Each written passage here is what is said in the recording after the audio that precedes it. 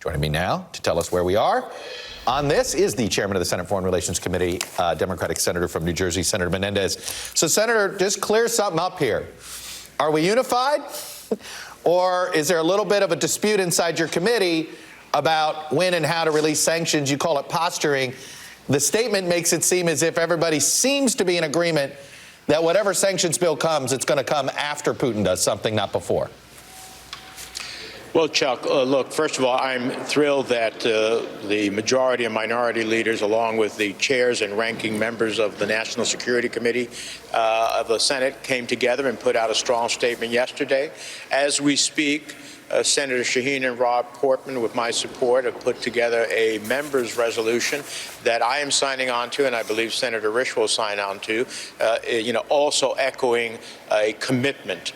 What should be clear here is that if Putin invades, that the Senate stands committed to, number one, Ukraine's territorial integrity, that the Senate stands committed to supporting Ukraine with lethal and non-lethal assistance, and that the Senate stands committed to sweeping sanctions against Russia. Now, the specifics of what that is has been a challenge. You know, we started off with my mother of all sanctions legislation. We joined with Republicans when they expressed an interest. I said, absolutely. We included many of the ideas that they seem to have dropped in their bill. As a matter of fact, 2 days before they dropped their bill, I sent them a series of proposals that even moved further in their direction in pursuit of a bipartisan agreement. But at the end of the day, we didn't get an answer to that, and what we did see is a bill drop. So my door remains open to and committed to a bipartisan effort. We'll see if we can get there, but I'm glad these expressions of mutual commitment to Ukraine is incredibly important. Is a political annexation an invasion? Does that meet the terms? Well, it depends how that's manifested, right? The reality is that you have the Russian parliament saying that 2 of the regions of eastern Ukraine are to be protected by Russia and giving them security guarantees. You have the Ukrainian parliament pursuing a resolution saying, no, these parts of the Donbass are part of Ukraine's sovereignty. I heard your earlier report with Richard Engel about, the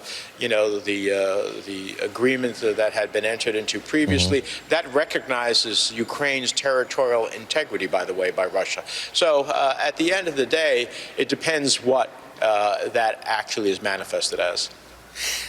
What happens, Senator, if what Putin really wants to do is keep the current status quo? When do we draw the line of saying, this hostage standoff has to stop? Well, that's a great question, and we're going to know that pretty soon. These maneuvers that are taking place that are supposedly were being engaged as annual maneuvers and extra military exercises along with Belarus are supposed to end this Sunday.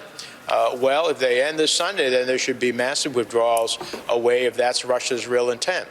Number one. Number two is when you see cyber attacks, which I certainly believe was Russian sponsored against the central banks of Ukraine and the Ministry of Defense, that's not someone who wants an offshoot to diplomacy. So we continue to, dramatically push for diplomacy, both directly and with our allies, but we prepare for the possibility of an invasion of Ukraine. And at some point, if there is going to be a continual harassment of Ukraine in a way in which Ukraine cannot flourish and is constantly under threat, then I think that will call for a series of considerations of what type of actions, including some potential sanctions, as a result of that. I want to shift to Afghanistan and the refugee crisis right now. Last week, the president froze Afghan assets. He has a plan that he'd like to divide the money, I guess, between 9/11 families and perhaps some humanitarian aid to Afghanistan. Where do you stand on that?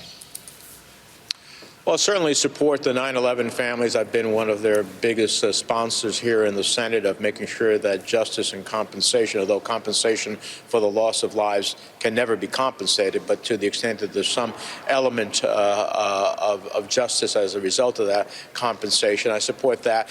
And on the humanitarian side, it will depend upon how and where that money is flowing. Is it going to non-governmental organizations, international ones? Is it going to the World Food Program? If that's the way it's being directed and not with the Taliban getting their hands on it, then of course we want to help Afghans in this moment of crisis. But we can't allow the Taliban at the end of the day to get access to that money and be able to promote their own causes inside of Afghanistan.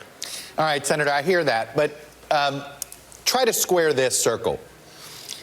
We believe the Taliban were a minor enough threat that we would allow them essentially to take over Afghanistan. We walk away.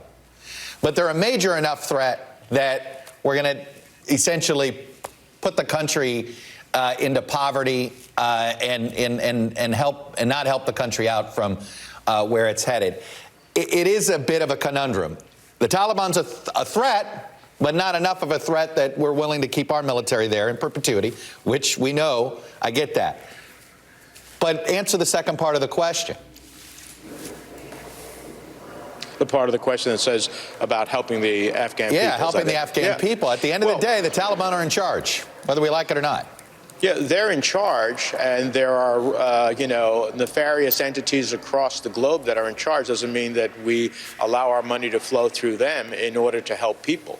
If the Taliban cares about its people, then ultimately it will allow international organizations like the World Food Organization, Doctors Without Borders, International Rescue Committee, and others to be engaged in helping the Afghan people. So we stand ready to help the Afghan people, but not at the control of the Taliban. And I'm just concerned that the Taliban has not shown the full commitment to women and girls in the society. I'm not seeing the full commitment to making sure that al-Qaeda doesn't raise its ugly head again inside of Afghanistan. So, they may not be a threat to the United States, but what they do in Afghanistan or what they do not do is of a continuing concern to us. All right, Senator Menendez, the chairman of the Senate Foreign Relations Committee. Appreciate you coming on, sharing your perspective with us, sir. Thank you. Always good to